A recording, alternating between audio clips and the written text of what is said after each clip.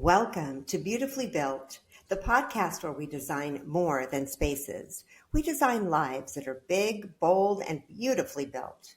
I'm your host, Karen Otis-Webb, architect, author, and unapologetic life builder, forever curious about building with purpose, passion, and personal vision. This podcast is about the design of your life. Messy, meaningful, raw, and real. From relationships and reinvention to business, purpose, and everything in between. We're stripping it down to what really matters. You'll get the grit and the grace, the vision and the vulnerability, because a life worth living isn't found, it's built.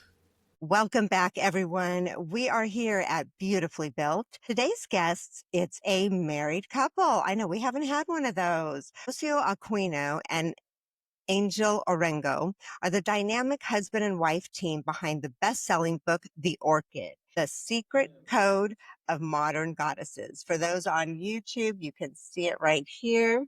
Those of you not, it's a gorgeous cover and a gorgeous book in general. Together, they are best-selling authors, transformational leaders, and visionary guides helping people awaken to their fullest potential. Their book, a Los Angeles Tribune bestseller and readers' favorite 5-star title, has sparked a global movement around self-discovery, healing, and feminine empowerment.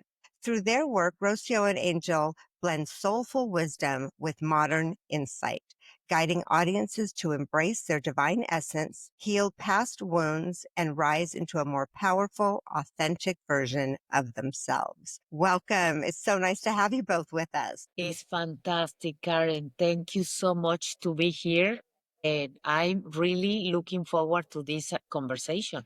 Yes, thank you for the space, and thank you to your audience for listening. Of course. Tell us where you are talking to me from. What state or country do you live in? Yes, we are currently in LA, and we used to be before LA, we were in London for 5 years. Before London, we were in Hong Kong for 6 years. And before Hong Kong, we were in Miami for 7 years. And before Miami, we were in Mexico. Oh my goodness. We've been around. Yeah, you've been Yes. around. We'll put it that way. You're right. You've been around. Well, I'm I think in we counted once, Karen, that Rocio has moved over 35 times in her lifetime, Oh and my I've moved about goodness. 20-something times in our lifetimes. It's change and realigning to new places has been a constant in our lives. It has. I'm like surprised and I have no similar experience at all. I've basically lived in a home like 25 years and then move on to live in the next one for a long time. It could be just being an architect. I get very attached to my surroundings, especially if I've designed them. So yeah, I don't move a lot and it gives me massive anxiety. So there's that. Okay. So let's dive in for a minute. What inspired writing this book? Let's start there.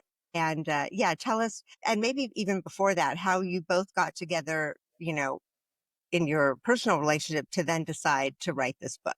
Go ahead. Yes, we met 25 years ago in an interview because Angel was my boss. And at one point, I was having a difficult time in that period. So the first love was a lot of respect, a lot of understanding. And he was not the normal boss. He was somebody who was very caring. Imagine 25, he was more like let me support you for you to really shine. And that was totally a new person because that didn't happen in Mexico. No. So little by little, we were getting love, right? Yeah, our first love was professional. I saw her and I saw what an amazing individual she was. And in fact, Karen, when we had our interview, I told her, I'm not going to make you an offer. And she goes, what are you talking about? And I said, I would be crazy if I let you go from my team. So I can't imagine how your boss would do that. And so I'm going to be here 3 months from now, still looking for the person because you've let me along. You've got a better salary. Right. And ultimately you said no to our offer. And she says, no, maybe the right offer, I'll join your team. And that's how it was. And about 6 months later, we were dating. Cute. A number of things happened and that's how we got started. And why did you decide, Yes. Rocio, to go along? Why did you decide to join their team? This was for money because I was married before and I didn't have enough money to live alone. I So see. in the moment that I gained independence economically, Yes. was like I can go and do whatever I need. Yeah. So was really important for me, the job. And I really love, but was a period of time in my life when you really are, everyone is telling you, don't do it. Don't get divorced because everyone is judging you. Everyone is gonna, no one is gonna want to have a relationship with you. And I understand how lonely can be all these difficult decisions when you want to gain control of your life. So in that moment, for that reason, is when I finally was able to have enough money, it's like a thank you, but I don't want this kind of relationship. So Right. I left. So was it more I money or begin to less? The new job was more more money? money. Oh, I see. Okay. I Yes. misunderstood that. Okay. So you needed, and I understand that. And there's I mean, I've been through it myself. I don't know of a friend who hasn't actually, sadly, been through a divorce. So it is.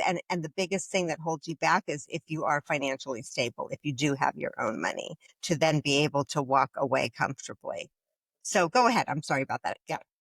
So no, it's perfect. So after 20, so we begin to have a beautiful relationship. After that, even though that we have a lot of success and going around the world because Angel was managing all Latin America and he was managing all Asia and then London, Middle East and Africa, even though when we were in London, we did a business. And in that business, we partnered with somebody and we lose all the money ourselves. Oh, All our savings. But was with a lot of like somebody that you love. And at one point, according what I used to understand in my household is if somebody do something like that to you, you need to stop talking to that person forever. But at one point, it's like, I don't want to live with that hate. So, or that sadness, or that, I don't want to live with that. How remove that from your system? So I begin to ask questions to everyone. How do you forgive? And in general, people don't know how to explain how do you forgive. The step 1, 2, 3, 4, 5 in different cultures, you don't see it. No, you don't. The only thing that people tell you is let it go, let it go. And it's like, I cannot let it go. So finally, after studying a master and reading more than 200 books of psychology, really, I begin to experience forgiveness. And after 1 year of doing that inner work, I was like a different person. And I begin to see the changes in my life with Angel and with everyone else. So in that Interesting. moment, I say we need to share this with the world because really, after traveling a lot and then moving a lot, like he said, what you say, what you see with normally is people, they don't know how to do it because was not in in our cultures to learn to really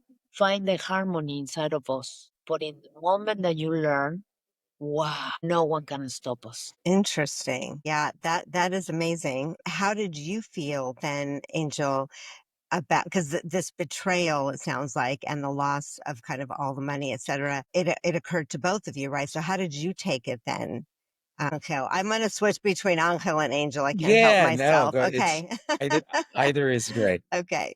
Thanks for the question, Karen. What I can tell you is I came into this world, into this life with an incredible amount of wisdom inside of me. I think that's what allowed me to look at someone and say, I could always tell to my team, I'm here to make myself obsolete because I want you to grow, because I want you to succeed. I want you to someone to take my job, right? I never saw anything as my end all. And I was more of a traveler, but I can look at back now and see that. At that time, it wasn't clear. Mhm. So, for example, I'll give you a few other tidbits of what Rocio just explained. One day we're dating by this time, and we're sitting in our living room. I think we're watching television. And she says, "Today I'm happy." And I looked at her and I said, "I'm sorry, I don't understand. Yeah. What do you mean today you're happy? Aren't you happy always?" Because I was happy always, and I had moments of sadness, of difficulty, challenges, etc. But they showed up in my life and then they went away. I In her see. case, it was totally the opposite. She lived a life of despair, of difficulty, of challenges. And once in a while, there was a window of happiness that opened up, but it closed. And Yes. so I didn't realize how she was living in this difficult world. Mhm. And I was able to somehow, she would look at me as like, but how does that not bother you? There were things that would happen in our job that would be in direct attack of myself. Yeah. And I'd be like, yeah, it doesn't bother me. It doesn't influence me at all. Don't get it. So she studied me for a long time. Mhm. 25 years. And when we invested all of our savings, which was a large amount of money, and this project failed, I was able to go inside of me and again tap into that wisdom that I didn't know I had, but say, I'm going to let it go because I'm responsible for my actions. And I was the one that Right. chose to invest that money with that person in that particular project. And when she would ask me, but how did you do it? I would be one of those individuals that would say, just let it go. Yeah. And not knowing that that's not how she operated, that her way of behaving Yep. internally and experiencing life was quite different than mine. Even then, this is probably 17 years into our Wow. marriage, 15 years into our marriage. Okay. And I still didn't quite comprehend that. Yeah. So for me, I have lived a different life, but I didn't have the words to explain it. It doesn't mean that I've been a perfect man. I've made my mistakes and we've had our ups and downs in our marriage, but somehow I knew when my center was off and I would feel it and I would carry an incredible amount of guilt and Yeah. shame Okay. that would redirect me somehow towards that center. But it wasn't until she went down this path and our experience living in many parts of the world helped us because we would see how other people were living. We would see cultures, we would see religions, we would see just politics in general. And it opened our eyes to, oh, wow, there's many more ways of living. And as she then dives into this, I found something that made me feel different and I'm going to pursue it further. This was now after the pandemic, which certainly was a period of time that helped us tremendously. I know it was very painful to many people, perhaps many who are listening, but to us, it brought our family of four quite closer together. And when she says, I'm going to do a master's in spiritual psychology, would you join me? Because someone is suggesting that if we don't, we might move in different paths Interesting. and separate. It was coinciding with my exit from my corporate career. And it was, again, those tidbits of wisdom that said, interesting. A door is closing and another one is opening. I'm going to walk through it. And since we loved each other and our marriage was one of those where we very consciously would look at each other and say, do we want this to continue? And the answer continued to be yes. We decided to walk the path together, and that led us into a gigantic transformation within us. And we became better human beings in the process. And our marriage improved to the best that it's been in 25 years. And we could witness each other and be like, are you feeling like I'm feeling? And she's like, I feel like I'm here. I'm in light. I am, wow. And I said, me too. This is real. Yeah. Yes. And that's the beginning of where we are now. Okay. Interesting. Yeah. And I do agree with you. I think my husband all the time says to me, yeah, just let it go. And like, I just look at him like that just makes it worse because when you can't, you can't. And we do process differently. So tell us a little bit about the things that we learn in the book, the things that you learned as you became enlightened in this new chapter of learning. Number one is personal. Only you know what works for you. And that's the most important that we put in the book. In the book, we put different tools for everyone to go there and take whatever you need because no one is going to know better than you what you need. So when the number one is awareness. what is awareness, for what reason you think the way you think, and what is a limiting beliefs, and which one make you feel stronger and better about yourself, and which ones make you feel worse about yourself. So it's very important. And remember, in our book, we put all these concepts through a storytelling, because what the characters are doing is giving you inspiration for you to check out another point of view that probably doesn't occur you when you read a self-help book. Yes. Because you know your way, probably you know the way of your cousin and maybe your best friend, but you don't know another ways to do it. And that's why the book wants to bring to you different opinions, and at the end you're gonna take whatever works for you. Yes. But you can explain the next ones. Yeah, look, I mean, ultimately, the book is a story. It's our story. We lived outside of the United States for 10 years, traveling the world. We realized and learned many things in the process, did this final stage that transformed us. And then we asked ourselves the question, how can we share this with the world? So this is the story in the book, is the story of Mary, a woman who goes brokenhearted because she has a Yes. divorce and travels the world looking to heal herself. And in the process, realizes that there is an incredible amount of strength and power that lies within each human being. And that normally we don't see it because we're distracted, we're pursuing external validation, we're pursuing external awards. And ultimately, the greatest award is when you love yourself. And she finds this and then says, okay, I'm pretty wealthy.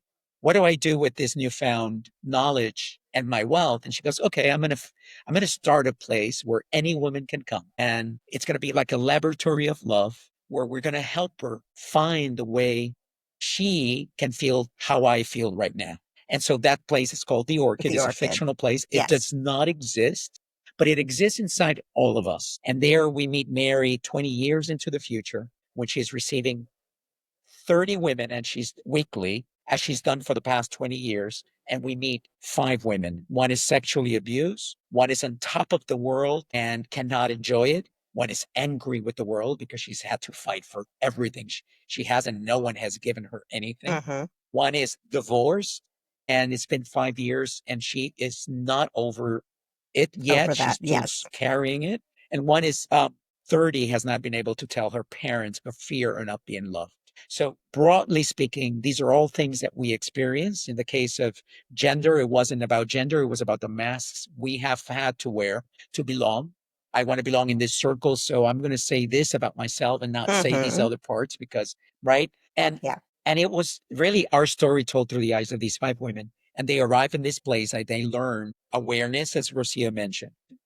Right. So the moment you learn awareness, then there's a question. Do you want to change anything about yourself? If those things are restricting you and making you really small and make you feel bad, do you want to change them? That's your, I mean, it's the question, but it's your answer. And it's personal, and quite every personal. year change. That's true. Every day change.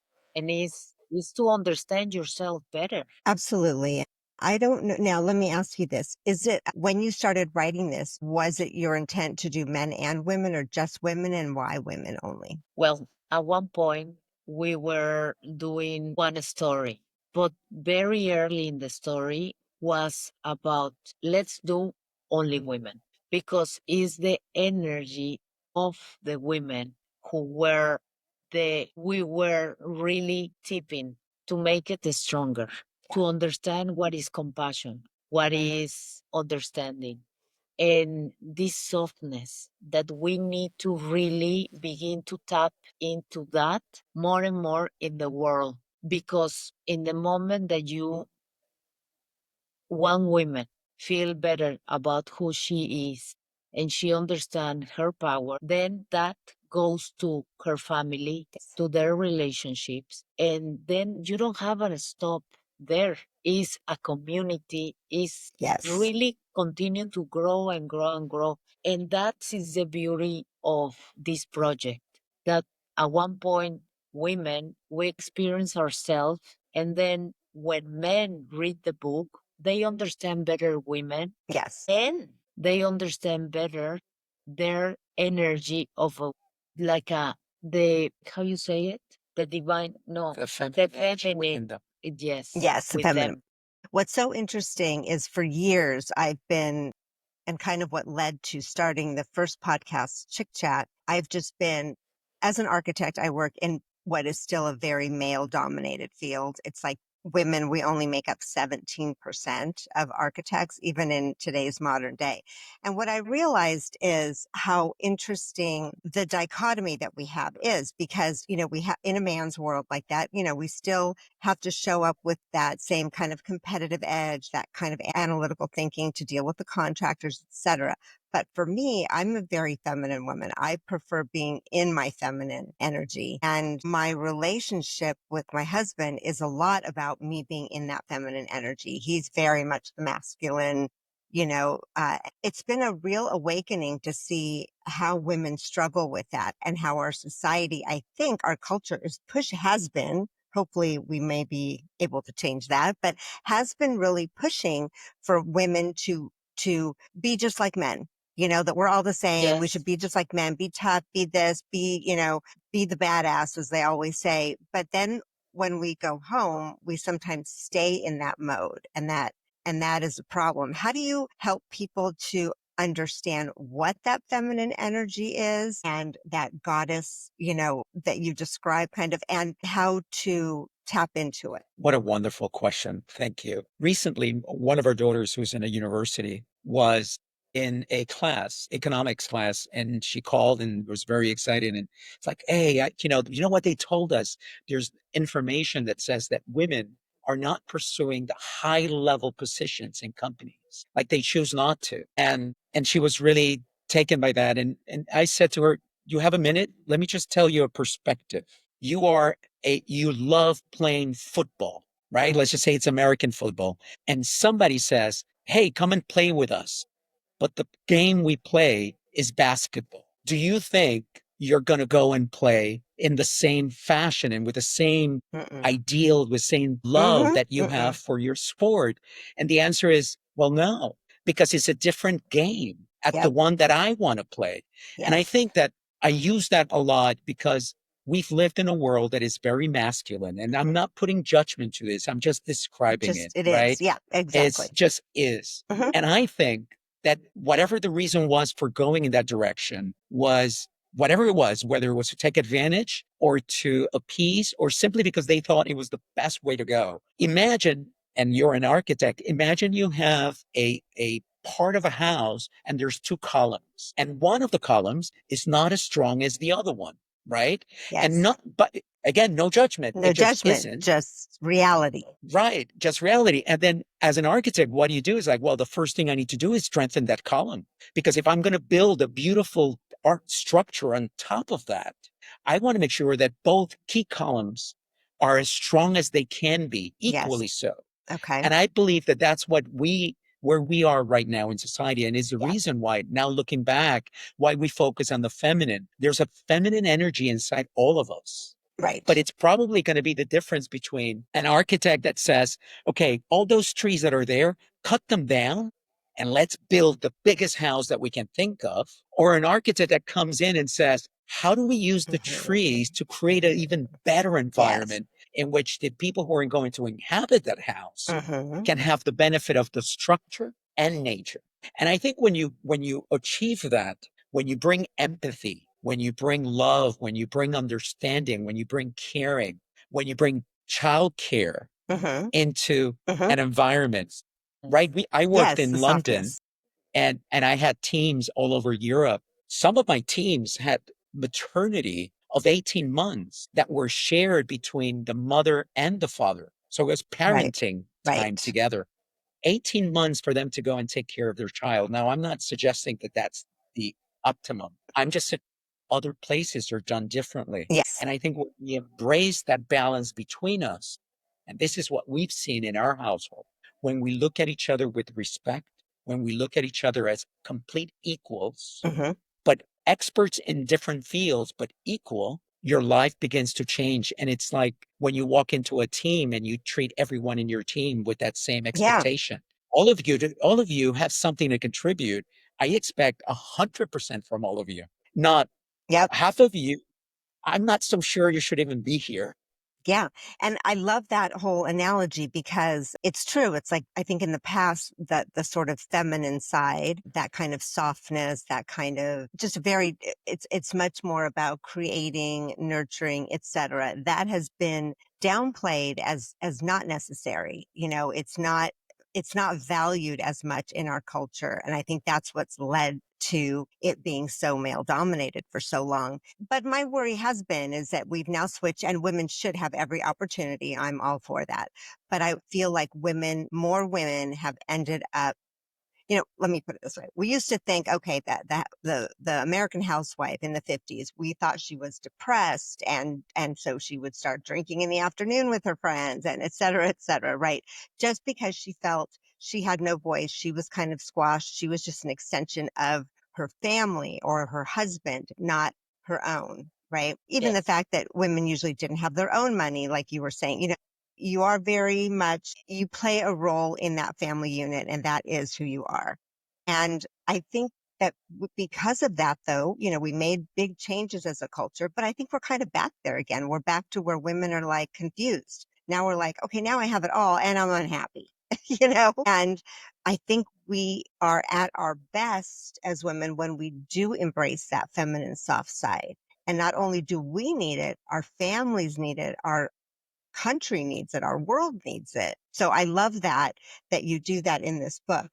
What the name Orchid, where did you come up with that? Why the orchid? I loved it, but I'm just curious. After going around the world and see so many different kind of women, when I grew up in my country, the beautiful people were only the blue eyes, blondie person.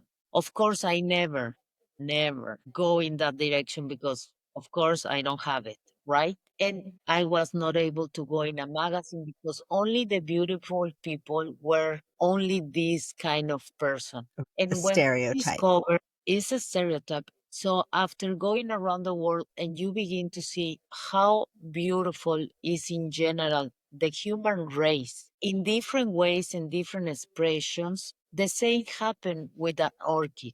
You have more than 30,000 different kind of orchids.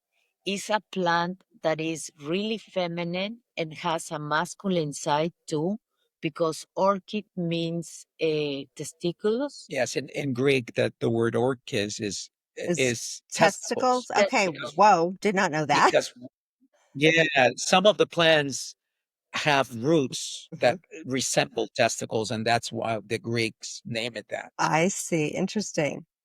So at the end is a plant who has been really resilient all over the world. You can find different kind Yes. of, and the most important part is all of them are so different.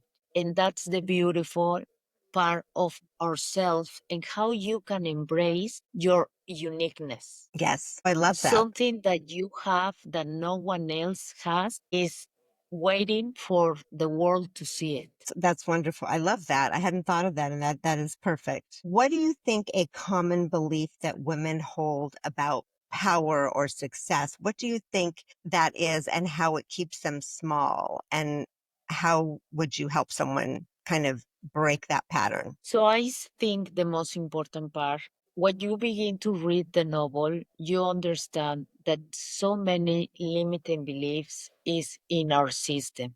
They've been said through commercials, through wherever you live, to movies. You see in the movies always a woman asking to a man what we should do now. And it's like a make us don't have very strong role models. So the most important part is to understand that everything is an idea and you can change it Hmm. because it's only in your head and how you can change all this way of thinking. At the end, it's so personal to see how you go out of your comfort zone and begin to try something different. Really, Karen, we are stepping in the shoulders of our mothers and in the shoulder of our great mothers. So all of them, they have it more difficult. And what we are doing right now, creating this space on this conversation, is helping more people to have inspiration to change their life, to change what they see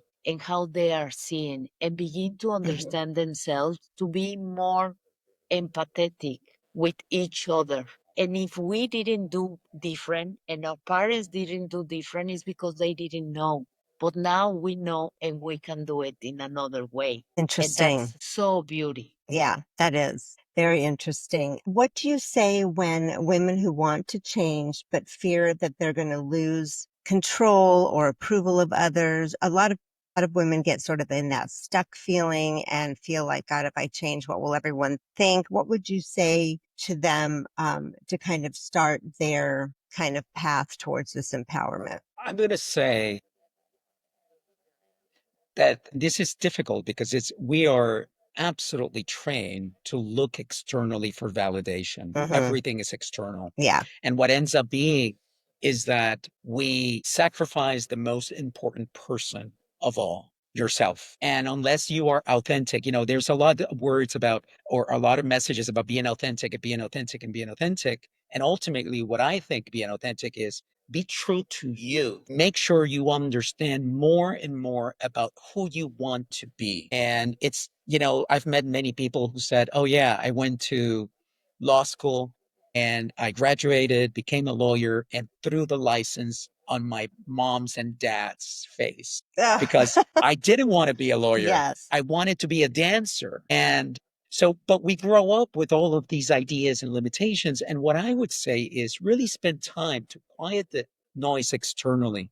And by the way, those parents that demanded that of their children, they thought they were doing the best they could Exactly. for their child. So it's not, again, no judgment. Right. But in the process, everyone has gotten lost, and we have lost notion that the best thing that can happen is for everybody to be the best version of themselves that they want to be. If you want to be a mother and enjoy it.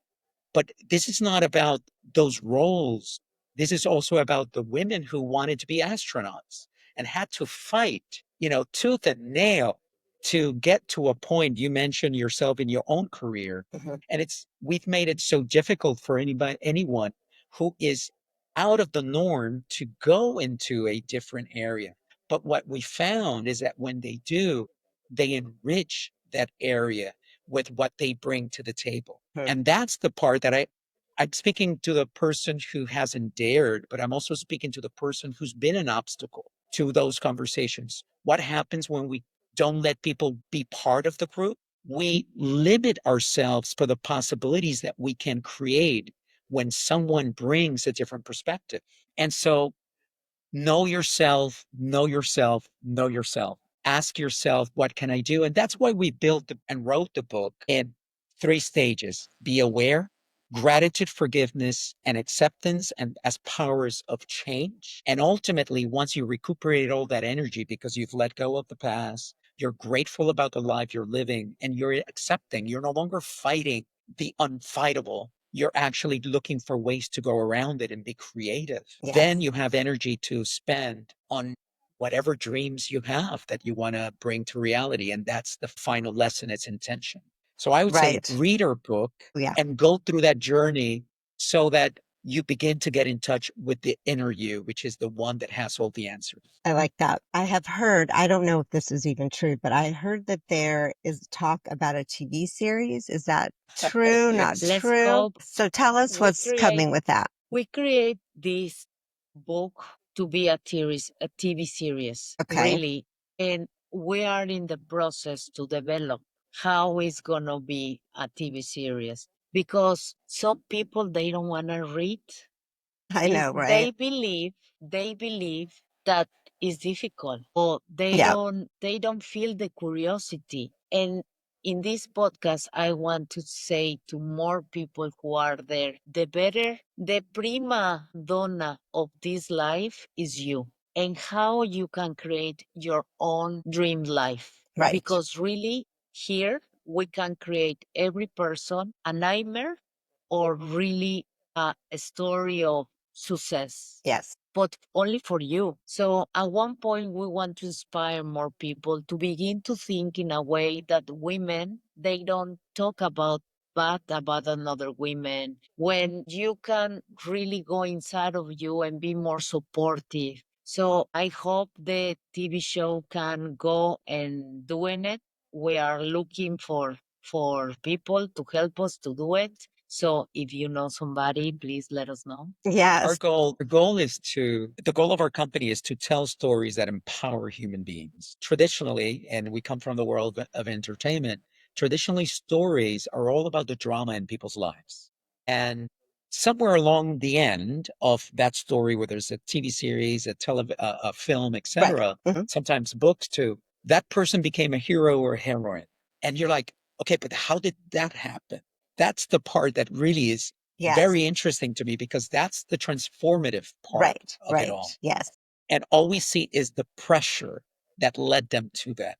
So the way we decided to tell stories is 10% the drama in the people's lives, in the women's lives in this Right. case, Right. and 90% what they're experiencing at this place, which is really inside of themselves. Yes. The forgiveness, the acceptance, and the gratitude that changes you from within. And we gave examples of how they're going about it so that the reader can see it and say, oh, I could do I that at could home. exactly. I Yeah. can, I can look at myself in a mirror and say, I love you. I mean, it's funny. We say I love you to everybody, and rarely do we stop in front of a mirror to say it to the most important person in our lives, That's to interesting. ourselves. Yeah. Yeah. And so little exercises like that kind of connect you. And so our goal is to keep telling those stories in whatever way we can. We're working on the TV show.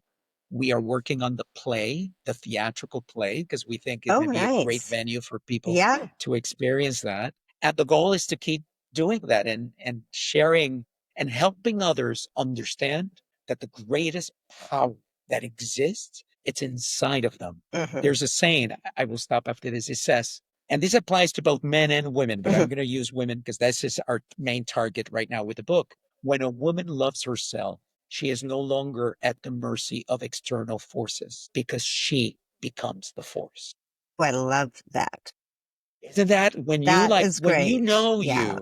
when you know, anyone can say and yell anything at you, and Yes. you look at them and you send them love because you're like, poor thing. Yeah. Do you realize that does nothing to me? Yes. Perfect for all That's the power. social media hate is to feel that you're right. Yeah. Because everybody is so willing to spew out the hate. But yeah. It's only because that's where they're living, Karen. They're living Yeah. in that hurt And that hurt. themselves, and they don't realize the power that they are within as well. What do you think I know you mentioned we started this kind of by talking about forgiveness. And it's interesting because today, as we're recording this, is the 14th of October, which happens to be, I don't know if you know, Charlie Kirk's birthday and how he just recently was killed. And just days after, his beautiful spiritual wife forgave the man who had killed him. And I sat there watching that and I thought, I don't know if I could do that. I don't know if I could do that. I don't know if I could forgive that person. And it had me questioning and wondering, about this concept of forgiveness. And I know when everybody says, if you don't forgive, it's on you, that you're taking on the brunt of all that negativity and it's not good for you. What are the steps people take then to actually truly forgive? Because like I could look back, my first marriage, my ex-husband, I discovered a whole lot of betrayal there that I had no idea. And it's been 20 some years, but there's still a part of me that doesn't fully forgive him. Could be because there was never quite the apology, but I'm not sure what those steps even are. Can you share with us what you found to be the steps to achieve that kind of forgiveness? I have so many examples, but to be honest, what happened to him was is not, no one can decide to finish another life. And I understand completely what she asked, where she is, because I can do that today myself too. If that happened, I understand now the importance of how to do it. And Look, we don't have enough time to really explain you from A to C how you begin to do it. But and that's why we put it in the novel. Yes. At what point, if you begin to put yourself like a divine being having a human experience, you understand that yourself like a very powerful person, a very powerful soul. And then nothing can touch your soul, but your emotional body at one point has all this energy that is stuck inside of you. And this is the way I experienced this. At one point, when I was able to sit down the other day with a person who didn't protect me, who didn't was there for me when I most needed, the person who was talking to him was my 20-year-old, very sad, very lonely, in front of their 22-year-old who was not able to do it. He was totally lost too. He was like we put it in the book in survival. So you begin to be able to sit down and put yourself in the position of another person, and you understand that they don't know better. They didn't have the tools. They don't understand how to do it. And that you make peace with yourself because here at the end, the most important is to make peace with yourself. So in the book, we put how to make peace with yourself. You can do it through writing a letter to that person, even though that person never is gonna come to say, I'm sorry, because they cannot see it. They really, every person is gonna justify what they have done. Right.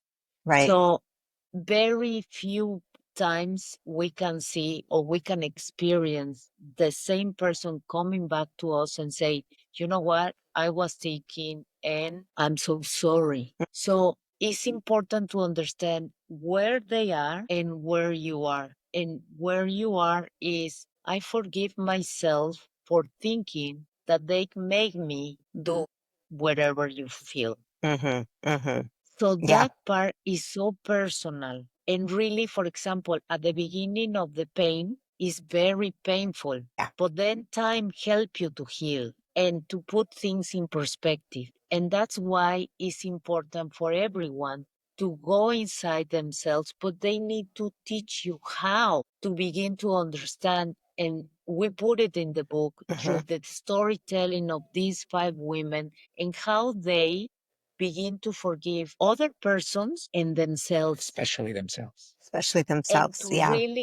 to really cut that shackle that is holding you to the same place over and over and over. Yep. Because if somebody tells you stupid and you continue to repeat that again and again and again, then the person only say it once, but you say it probably 20 times before you drop it. So it's how you can begin to understand how important is the way you think, the way you talk, the way you feel, and the way you act. To go and heal yourself little by little and with examples. And it's like okay, I can do it because at one point where I was very suffer a lot for many things, what I understand is what make me free myself. And in that moment, it's like, this is incredible. We need to share this with more people to understand. When I was super depressed, no one knows what to do with somebody who is sad and how to talk to that person. So if you begin to be only like, I know that you are having a terrible time, but I'm here for you. I don't know, it's all these conversations that you need to begin to have. We, like a couple, we begin to have, and now we understand better ourselves. Now I understand better how to help my daughters and my friends and family. And, the circles begins to wide. So know yourself, but know that you didn't know, and it's okay. Because here, the best part, Karen, is no one is perfect. Right. Everyone has been doing Yeah. mistakes. Yeah. Everyone. It's not like Yes. we're a victim. No, we're here So to learn from them and grow and enlighten. You talk about the secret code of modern goddesses. And I wanted to know, what does that code look like in everyday life? Tell us about that, the secret code. I think it has a little bit to do with everything we've been talking about, Mm-hmm. and is when somebody throws a harsh word at you, when that word lands on you and it hurts, what it really signals to us is that there is pain inside of you that you haven't healed. It's not the word that it's touching you, it is your own thought about yourself. And so the secret code is when you start to realize, I like me, I like who I am today. Yeah. I like that I'm able not to react to the Mhm. things that are thrown at me. That gives me power. I like that when I look at all the things that happened to me across my life, each one of them has contributed something that brought me to this place. And because all of our lives are different, that code is different. Right. And it may be that somebody spends more time in gratitude or in forgiveness or in acceptance. Or frankly, some people, we've put it in those words, but we found now in speaking with people that sometimes they connect to this power when they're running marathons because that's their passion. And that's the authenticity in them showing themselves, right? Right. So the secret code, it is a secret combination that exists inside of you that only you know and only you can unravel. But that when you start to do so, you start feeling different about who you are and how you show up in the world and how you interact with the world. And all of a sudden you start to say is, no, I'm going to do that one thing that everybody says that I'm crazy if I do it, Right. because somehow it feels that that's the direction I need to go. And I think sometimes it comes through maturity. Sometimes it comes through experiences. Sometimes it used to be that you would sit down in a cave for, years. Yeah. And meditate. Exactly. And it's that connection. And sometimes, it's funny, something about social media today that is really fantastic. You see people who are doing amazing things. You see a chef who Yeah. it's building this magical things with chocolate, incredible. or humans that are doing these amazing things in sports, climbing Yes. mountains without ropes. And you're Right. like, wow, that I believe is the secret code for each of I see. every one of those people. And when you achieve it and you're no longer at the mercy of people who are telling you, but you should be whatever, right? There's a joke in Indian culture that is you can either be three things: lawyer, doctor, or loser, right? Yeah. And that's a very finite way of looking at the Very. world. And I think when you find what you are and what makes you happy, and this is now the final stage of that secret code, when you are happy, and it has to be in harmony with the world around you, right? So you can't be happy killing people Right. because that's not creating harmony. When you are happy, you start to vibrate at a higher vibration. Mhm. And somehow that takes you away from the hurt, away from the pain, away from the guilt and the shame. That's when you start to unravel and to open that magical place that it's only unique to you. It's like a door in a Yeah. Harry Potter movie Yeah. Yeah. that only you can open. Yeah. And I think maybe we're at this point in our culture because at this point where we feel a little confused or we feel unfulfilled. I think there's way too much distraction. Distraction is just, complete brings the chaos into your life rather than the calm that meditation or listening. I think one of the biggest differences between masculine and feminine energy, in my opinion, is the feminine energy is much more connected to intuition and that kind of like you feel the answer. You don't necessarily have to think through the answer. I make all my decisions based on my gut all the time, have always done it, and have gotten much better at it, knowing which voice I'm hearing. Am I hearing my own panicky voice, that kind of monkey voice, or am I hearing my deep rooted, calm intuition? So I think you're right. And that is how we get in tune with ourselves, is really hearing that. one other thing that you said made me think of, it is true. People's words, when we don't have that grounded sense, everybody's words and comments and social media hate and, even families' comments tend to really hurt. I don't know if you're familiar, but Marcy Shimoff wrote, a wonderful book about happiness. And the part that has never left me, I've read this probably 30 years ago, 20 years ago. Either we're going to receive that comment or that action like we're wearing Velcro and we're going to hang on to it. And we tend to hang on to all the negative we hear, or like you're wearing Teflon and it just hits you and falls right off of you. And yeah, I think if we have enough of our own grand intuition, we can find our own secret code and not keep listening to everybody else. Yeah, I love that. Karen, Yes. I used to have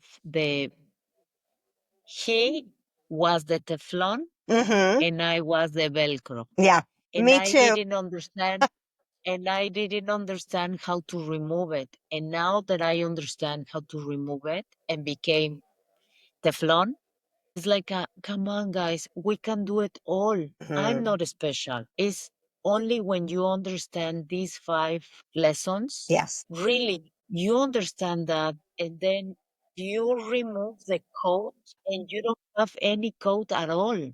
So it's incredible in the moment that we understand that we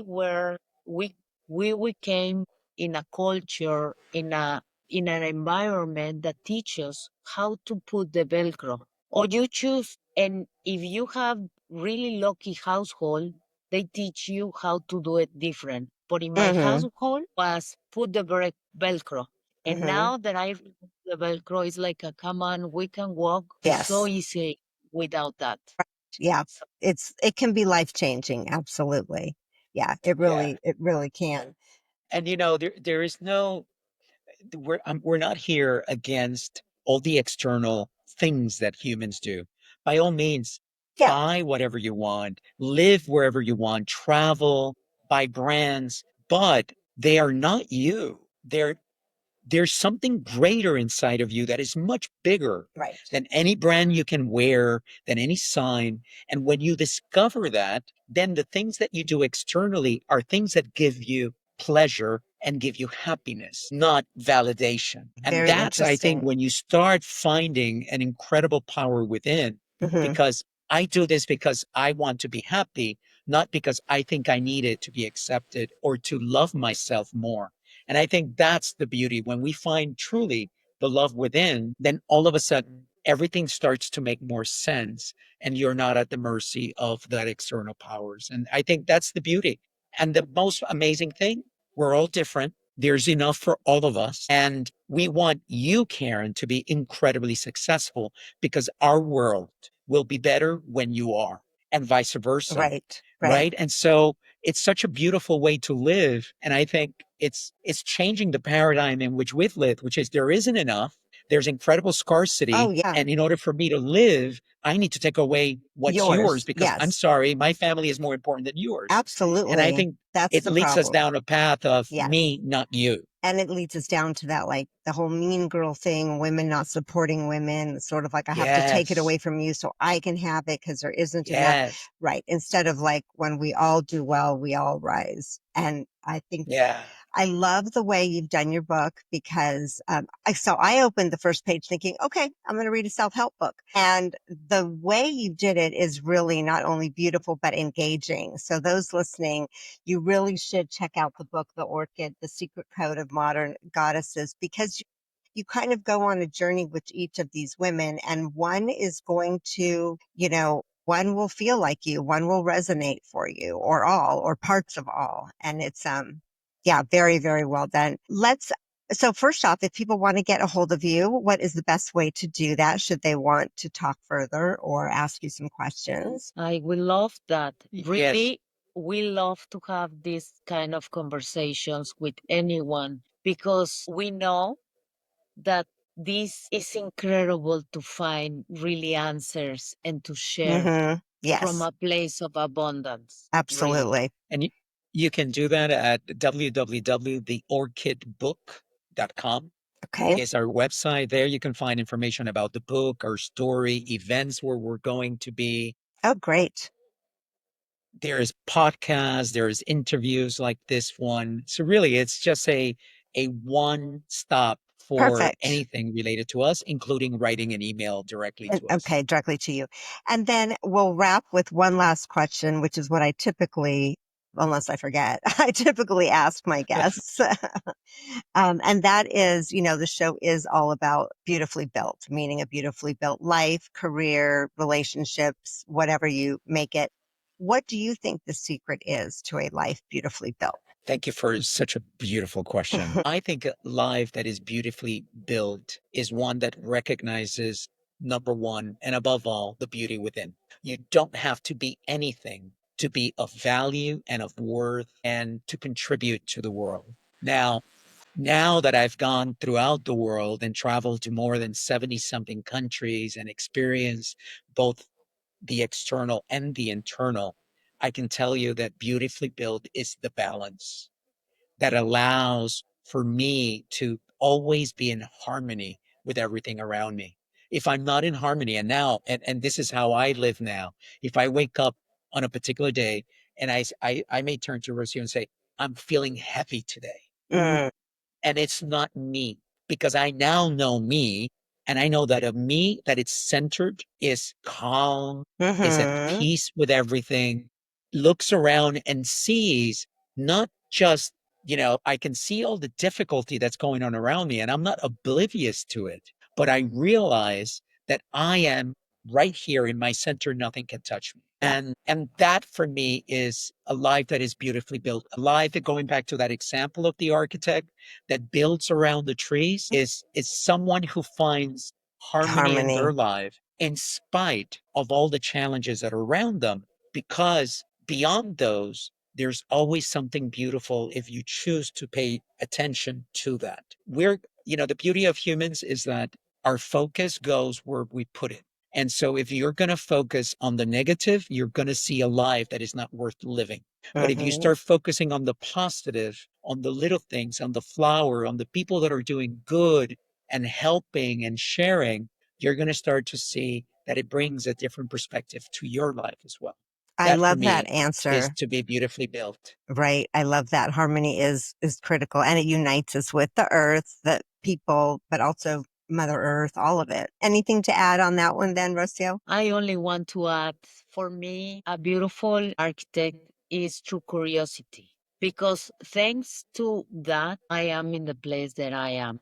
Thanks to begins to see another way of thinking and to experience another way and to experience myself going out of my comfort zone. My God, so many doors has been open. And I love to say 30 years ago, today I'm going to do something that is scary me. And here we are. So is really experiencing myself in different places. So I really love it. It's interesting. And I So, feel lucky. yeah, it's interesting because I love the way both of you answered that. And it's not like anybody else I've had answer that. And I ask it all the time. So, because you came up with harmony, but curiosity, that's a really great one too, because curiosity really is the catalyst for growth, I think, for learning, but growth as a human being. It has been such a pleasure to have you both on here. Keep up with, let us know what happens with the TV show, anything else, the second book. We're all in. And those of you who are listening, definitely worth the read. You should get their book and reach out to them directly should you have any questions. Thank you so much, both of you, Rocio and Angel. Thank you so much, Thank you, Karen. It's Thank a you. pleasure. A lot of love to everyone. Yes, much love to you all. Thank you. Thanks for listening to Beautifully Built. If today's episode gave you something to think about, or better yet, fired you up to build bolder, be sure to follow, subscribe, and leave a review. You can find me on Instagram at Karen Otis-Webb for more behind the scenes, design inspo, and life building magic. Remember, you're not here to play small. You're here to build something real, because a life worth living isn't found, it's built. Until next time, stay bold, stay brilliant, and stay unapologetically you.